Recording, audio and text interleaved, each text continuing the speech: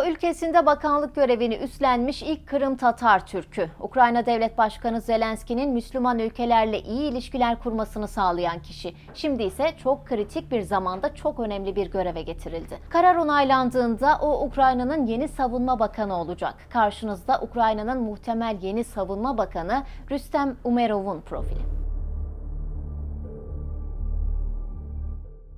Rüstem Umerov 19 Nisan 1982'de Özbekistan'ın Semerkant şehrinde dünyaya geldi. Babası Enver Umerov mühendislik teknolojisi uzmanı, annesi Meryem Umerova ise kimya mühendisiydi. Çocukluğu ise memleketinden uzakta sürgünde geçti. O dönemde Sovyetler Birliği'ni Joseph Stalin yönetiyordu. Stalin 200 bin Müslüman Tatar'ı Özbekistan'a sürgüne göndermişti. O sürgün edilen 200 bin Müslüman Tatar'ın arasında Umerov'un ailesi de vardı. Sürgüne gönderilen Tatarlar 2. Dünya Savaşı'nda Nazilere karşı savaştı. Ardından 1980'lere gelindiğinde Kırım Tatarlarının Kırım'a geri dönmelerine izin verildi. Böylece Umerov da çocukken Kırım'a geri döndü. Tüm bu yaşananlar Umerov'un ve bir parçası olduğu toplumun yaşadığı badireler, onun düşüncelerini ve hedeflerini belirleyen en önemli faktör oldu. Yıllar sonra yazacağı bir makalede Kırım Tatarlarının sürgün edilmesi hakkında bu Sovyet rejiminin en büyük suçlarından biridir. Bu sürgün o dönemde iktidarda olan zalimler tarafından bütün bir milleti yok etmek amacıyla başlatıldı diyecekti. Ekonomi alanında lisans, finans alanında ise yüksek lisans derecesi yaptı. Kariyerine ilk adımını telekomünikasyon sektöründe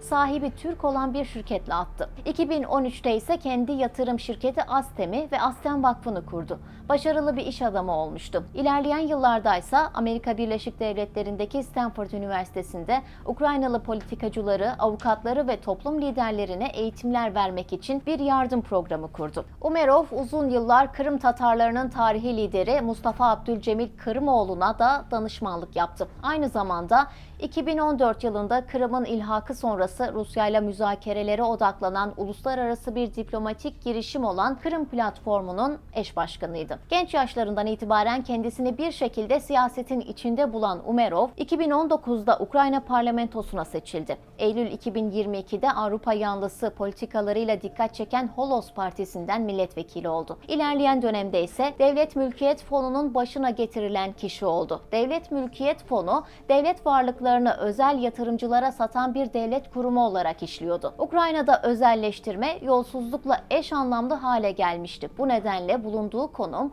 Umerov için zorlayıcı oldu. Çünkü bu kurumun adı sık sık yolsuzluk skandallarına karışıyordu. Ama bu konuda başarılı bir çizgide ilerledi. Devlet Mülkiyet Fonu'nu kısa sürede toparlamasıyla tanınmaya başladı. Ayrıca devlet mülklerinin satışını yeniden başlatarak savaş sırasında devlet için rekor gelir elde etti. Ukrayna Devlet Başkanı özel temsilcisi olarak da görev yaptı. Rusya-Ukrayna Savaşı'nın başlamasıyla beraber söylemleri ve faaliyetleriyle yükselişe geçti. Bu acımasız işgale siyasi ve diplomatik bir çözüm bulmaya kararlıyım diyordu. O artık Kırım Tatar toplumunun önde gelen liderlerinden biri olmuştu. Umerov 2020 yılından bu yana Ukrayna hükümetinin Kırım'ın işgalini sona erdirme stratejisi üzerinde çalışan görev gücünün bir üyesiydi. Rusya-Ukrayna Savaşı'nın başladığı tarih olan Şubat 2022'den bu yana da Ukrayna'nın Rusya ile müzakere ekibinde yer aldı. Kendisine yakın kişiler tarafından yetenekli bir müzakereci olarak tanınıyordu. Rüstem Umerov, geçmişinde Rusya ile önemli müzakereler yürütmüş bir isim olarak dikkat çekiyor. Rusya-Ukrayna Savaşı'nın başlangıcında Rusya ile yapılan barış görüşmelerinde Ukrayna'yı temsil ediyordu. Rusya ve Ukrayna arasındaki yüksek profilli esirlerin değişimini sağlama konusunda da önemli çalışmalar yürüterek kilit bir rol oynadı. Özellikle esir takası ve sivillerin tahliyesi konusunda gizli görüşmelerde aktif görev yaptı.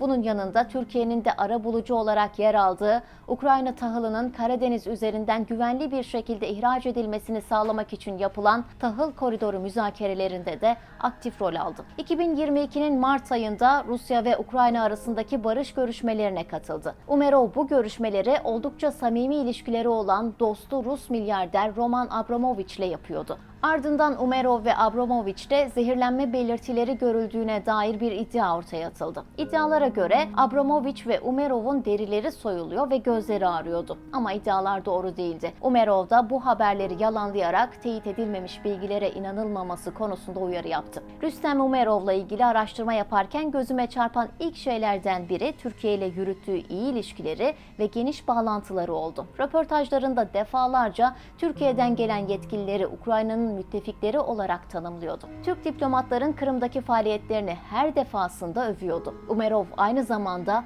Ukrayna-Türkiye Parlamentolar Arası Dostluk Grubu eş başkanıydı. Bu vasıfla Türkiye'yi ziyarete gelerek önemli görüşmeler yapıyordu. Umerov soyu ve inancı gereği belli bir coğrafyaya yakınlık duyuyordu.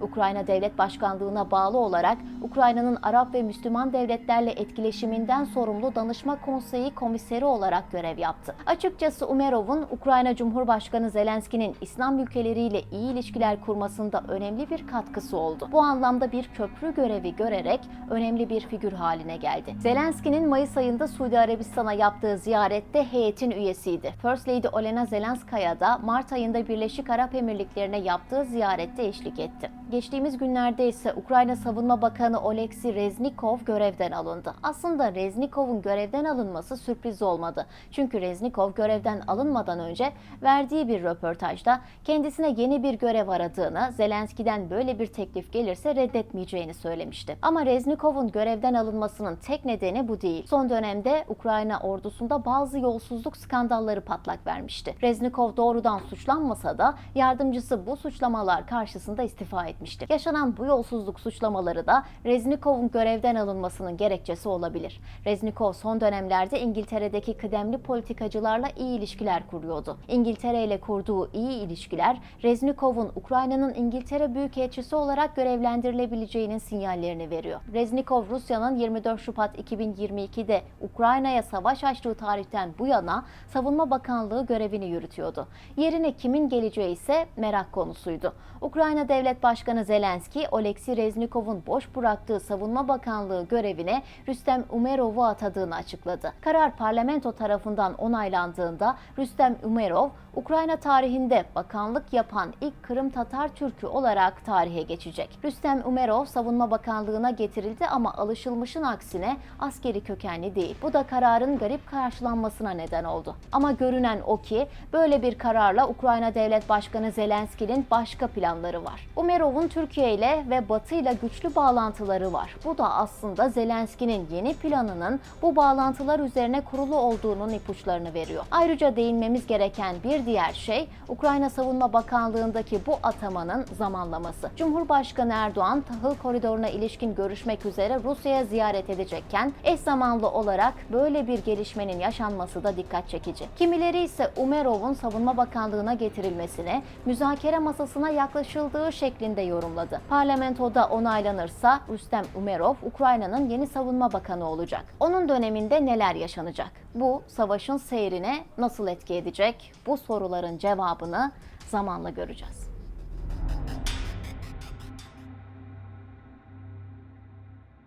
O ülkesinde bakanlık görevini üstlenmiş ilk Kırım Tatar Türk'ü. Ukrayna Devlet Başkanı Zelenski'nin Müslüman ülkelerle iyi ilişkiler kurmasını sağlayan kişi. Şimdi ise çok kritik bir zamanda çok önemli bir göreve getirildi.